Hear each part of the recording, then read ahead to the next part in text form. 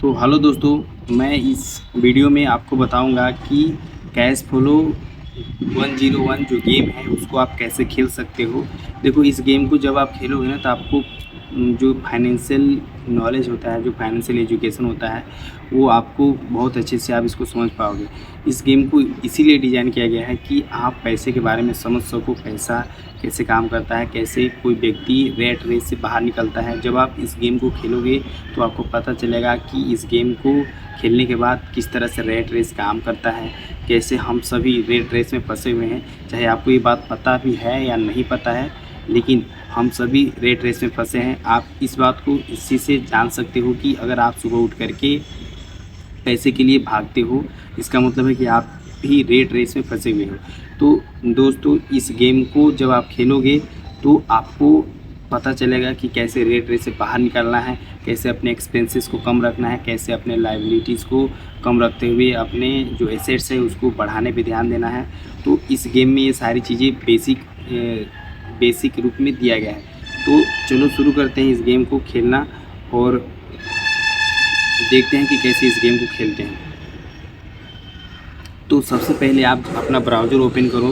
Browser open करने के बाद उसमें आप लिखो richdad.com। जैसे आप richdad.com लिखोगे तो आप richdad.com के वेबसाइट पे चले जाओगे, ठीक है। तो यहाँ पे देखो, मैं पहले से जा कर के हूँ richdad.com के वेबसाइट पे। तो यहाँ पे आप ऐसे इस पर क्लिक करोगे तो आप richdad के वेबसाइट के अंदर चले जाओगे और ऐसा कुछ इसका इंटरफेस होता है। तो यहाँ पे देखो लिखा है how fast can you exit the rat race, ठीक है। तो यहाँ पे लिखा है प्ले ऑनलाइन नाउ। तो आप यहाँ पे जब क्लिक करोगे तो आप गेम के अंदर चले जाओगे। तो अभी देखो लोडिंग हो रहा है, मैं दिखाता हूँ कि कैसे इसमें जाते हैं। तो यहाँ पे देखो दोस्तों, लिखा हुआ है क्लिक एनीवेयर टू कंटिन्यू। आप इस पर कहीं भी क्लिक करके गेम को कंटिन्यू कर सकते हो। चलो स्टार्ट करते हैं। यहाँ पे हम क्लिक करते हैं, ठीक है। तो यहाँ पे देखो हम आ गए सेलेक्ट अ गेम रूम। इसमें देखो रूम टाइप्स बनाना होता है, मतलब कि आप चाहो तो अकेले खेल सकते हो, आप चाहो तो किसी जो अभी पहले से ही जो बंदे खेल रहे हैं उनके साथ खेल सकते हो। तो चलो, हमें किसी के साथ नहीं खेलना है, पहले हमें खुद अकेले खेलना है। जब समझ में आने लगेगा तो किसी और के साथ खेलेंगे, कंपटीशन करेंगे। तो पहले मैं अकेले ही क्रिएट अ न्यू रूम, मैं अकेले खेलता हूँ, अकेले बना लेता हूँ। तो यहाँ पे नाम, यहाँ पे आ गया सेटअप योर पार्टी। आप यहाँ पे अपना नाम डाल लो, ठीक है। तो चलो मैं अपना नाम डाल लेता हूँ ऐसे। और पासवर्ड सेट करने के लिए, पासवर्ड मतलब कुछ भी आप चाहो तो सेट कर सकते हो अपने हिसाब से, कुछ भी लिख दो ABCD। चलो मैं AB छोटा अक्षर में, फिर AB बड़ा अक्षर में लिख दिया, ठीक है। नाम में चलिए, तो पासवर्ड में ऐसे क्लिक करके मैं लिख दिया AB। तो ऐसे हो गया। और यहाँ पे आप क्रिएट गेम कर सकते हो। क्रिएट गेम करने के बाद गेम आपका स्टार्ट हो जाएगा। जैसे ही गेम स्टार्ट होगा, ठीक है, देखो गेम स्टार्ट हो गया। तो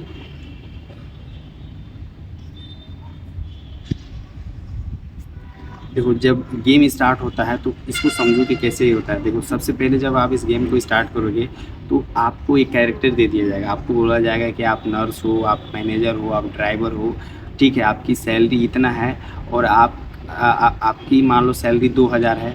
तो 2000 सैलरी में से 1500 रुपये आपके खर्चे हो जाते हैं और आपके पास सिर्फ सेविंग के रूप में 500 हर महीने बचते हैं। तो इस गेम को इस तरह से खेला जाता है कि आप उन्हीं 500 रुपये जो आपके बचते हैं, उस 500 रुपये को ऐसे आपको इस्तेमाल करना है, ऐसे जगह पे इन्वेस्ट करना है जहाँ से आपको इनकम और बने और ये पैसे आने के माध्यम बने, ठीक है। तभी आप रेट रेस से बाहर निकल पाओगे।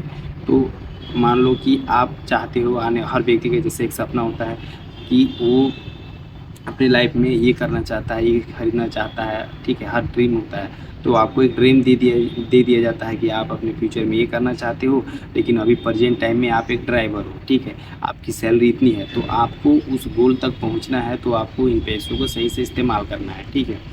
तो यहाँ पे देखो दिया है स्टॉक मार्केट फॉर किड्स।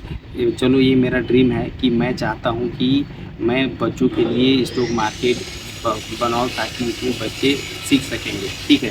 तो ये मेरा ड्रीम है। तो इसको बनवाने के लिए मुझे पैसा चाहिए, लाखों लाखों रुपए चाहिए, लाखों डॉलर चाहिए इसके लिए। तो अभी तो मैं एक क्या हूँ, यहाँ पे देखो कैरेक्टर दिया है कि you are an engineer, your starting salary is $4,900, ठीक है, और यू हैव 400 इन सेविंग, ठीक है। That means your starting cash in 400। मतलब ये क्या बोल रहा है कि आप एक इंजीनियर हो, आपको $4,900 सैलरी मिलता है, जिसमें से कि आपको $400 आपके पास पहले से सेविंग है, ये बोल दिया। इसका मतलब है कि आपको 400 से स्टार्ट करना है। तो चलो मैं एक ड्रीम चुन लेता हूँ, मैं एक कैरेक्टर में हूँ, ठीक है। मैं एक इंजीनियर हूँ, मेरा सैलरी इतना है, और यही सैलरी को इस्तेमाल करके जो मेरे खर्चे के बाद जो पैसे बचते हैं उसको इस्तेमाल करके मैं अपना जो स्टॉक मार्केट बच्चों के लिए बनवाना चाहता हूँ, इस ड्रीम को मैं पूरा कैसे करूँगा। तो इसी गेम का यही पर्पज़ है। चलो मैं अपना ड्रीम चुन लेता हूँ। फिर इसके बाद क्या है कि ये देखो, ये जो फाइनेंशियल स्टेटमेंट आ जाता है, ठीक है। यहाँ पे देखो, जैसे आप इधर लेफ़्ट साइड में क्लिक करोगे तो यहाँ पे फाइनेंशियल स्टेटमेंट आ जाता है। तो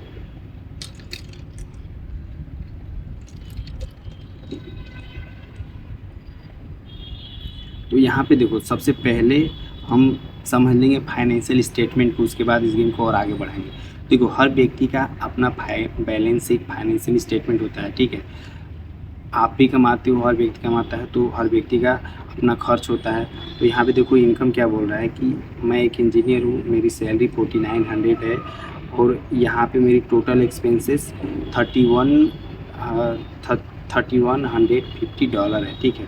$3150 मेरे जितने जो 4900 रुपये मुझे मिलते हैं, उन पैसों में से 3150 रुपये कट जाते हैं। बाकी के जो पैसे बचते हैं वो मेरी सेविंग्स है, और उन्हीं को इस्तेमाल करके मुझे अपने ड्रीम पूरे करने हैं, ठीक है।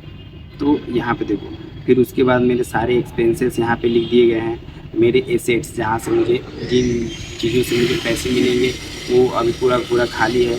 मेरे लाइबिलिटीज़ के रूप में देखो, मेरा घर है, हर व्यक्ति का घर होता है।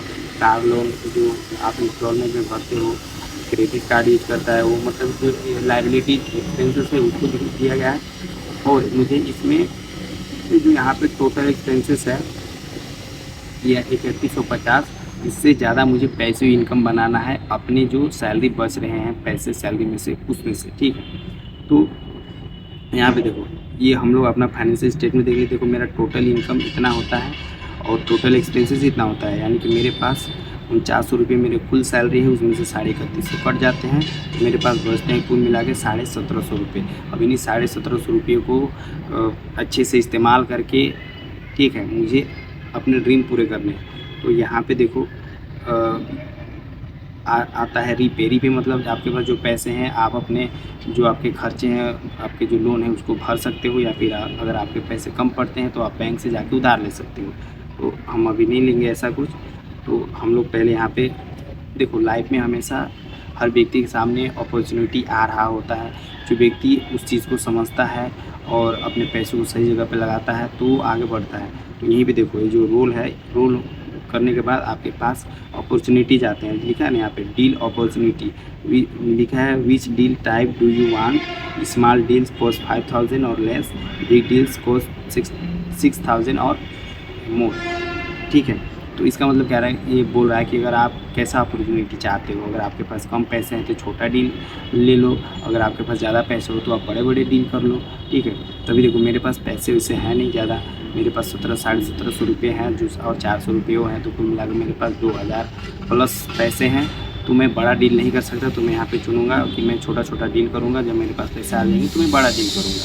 तो यहाँ पे देखो, मेरा पहला जो अपॉर्चुनिटी मिला वो क्या है कि लिखा है market panic causes crash in the shares of the long time makers of medicine. तो यहाँ पे देखो, एक कंपनी है जिसका शेयर है, उसका ट्रेडिंग रेंज 5 से 40 के बीच में है। कहने का मतलब ट्रेडिंग रेंज क्या होता है इसको समझो कि देखो, जो ट्रेडिंग रेंज होता है, मान लो एक कंपनी है, उसका शेयर कम से कम 5 रुपये तक जाता है, ज़्यादा से ज़्यादा 40 रुपये तक जाता है, इतना ही दोनों के बीच में रहता है।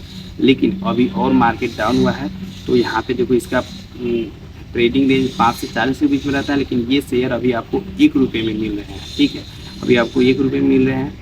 तो क्या आप इसको खरीदना चाहते हो, ये हमको बोल रहा है। तो अगर आप चाहो तो इसको बाई करके खरीद सकते हो, यहाँ पे बाई का ऑप्शन दिया है, या फिर आप चाहो तो पास कर सकते हो, नहीं कर देंगे ऐसे। तो अभी देखो मेरे पास कैश कितने हैं, 300 है। ठीक है, और 1 रुपये मिल रहा है। तो देखो ये बढ़िया मौका है, इसको अगर अभी खरीद लिए तो आने वाले समय में इसका ट्रेडिंग रेंज 5 से 40 के बीच में है। जैसे ही इसका दाम बढ़ता है मैं तुरंत सेल करके अपना पैसे ले लूँगा। तो मैं बाय करता हूँ। ठीक है, मेरे पास अभी कितने पैसे हैं, तो मेरे पास पैसे 300। तो चलो मैं 300 शेयर खरीद लेता हूँ, 1 रुपये के भाव से मिल रहे हैं मुझे, तो मैं खरीद लेता हूँ इधर। ऐसे मैं बाय कर लिया, बाय किया। ठीक है, तो देखो मेरे पास अब देखो यहाँ पे कैसे फाइनेंशियल स्टेटमेंट चेंज हो जाता है, मैं दिखाता हूँ।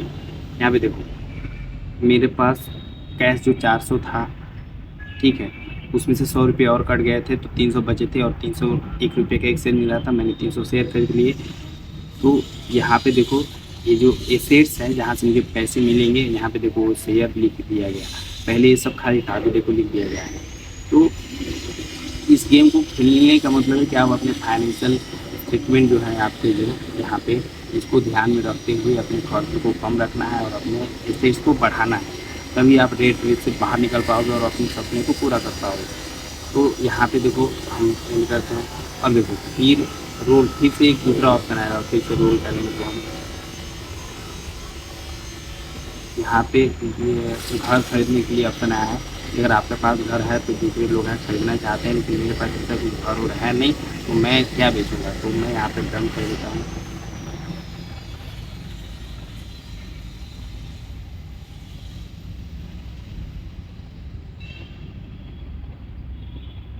यार कौन बहुत है।